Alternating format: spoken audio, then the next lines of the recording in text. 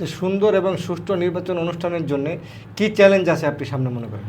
আমাদের সামনে আমি যেটা মনে করছি যে যে চ্যালেঞ্জগুলো ছিল এতদিন ওভারকাম আমরা আশা করছি করতে পেরেছি। এখন সামনে কোনো চ্যালেঞ্জ আছে? আমরা সামনে খুব একটা বড় চ্যালেঞ্জ নেই বলে আমি মনে করি। কারণ হচ্ছে আমাদের শিক্ষার্থীরা যারা মেজর স্টেক হোল্ডার তারা কিন্তু সচেতন। মানে জাকসু নির্বাচনের জন্য যে প্ল্যাটফর্ম ছিল ওই প্ল্যাটফর্মের ট্রেন উঠেছে। আমরা আশা করি এই ট্রেন গন্তব্যে পৌঁছবে। কোনো অপশক্তি এই ধরনের শিক্ষার্থীদের 33 বছরের যে বহুল কাঙ্ক্ষিত নির্বাচন, এই নির্বাচনকে রোধ করতে পারবে না, আমার যেটা বিশ্বাস। ইনশাআল্লাহ একটা নির্বাচন পরিচালনা করার জন্য বাজেট একটা গুরুত্বপূর্ণ।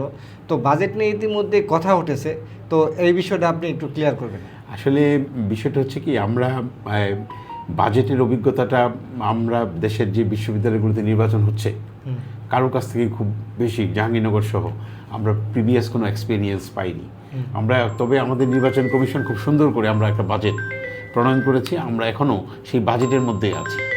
হ্যাঁ, এবং আমি আশা করি যে আমরা সেই যে বাজেটটা আমরা প্রণয়ন করেছি এই বাজেটটা আমাদেরকে নির্বাচনকে কাঙ্ক্ষিত লক্ষ্যে নিয়ে যেতে সহায়তা করবে। আর বাজেটের পরে যদি অর্থ খরচ না হয় সেটা তো আমরা বিশ্ববিদ্যালয় ফান্ডে আমরা অবশ্যই সেটা রিফান্ড করা হবে। এবং স্পষ্টভাবে আমি বলতে চাই যে বাজেট আমরা প্রণয়ন করেছি কোন খাতে কত খরচ হয়েছে আমরা আফটার ইলেকশন আমরা সেটার ফাইন্যান্সিয়াল স্টেটমেন্ট আপনাদের মাধ্যমে, মিডিয়ার মাধ্যমে এবং আমাদের বিশ্ববিদ্যালয় কর্তৃপক্ষকে আমরা সেটা অবশ্যই অবগত করব লিখিতভাবে।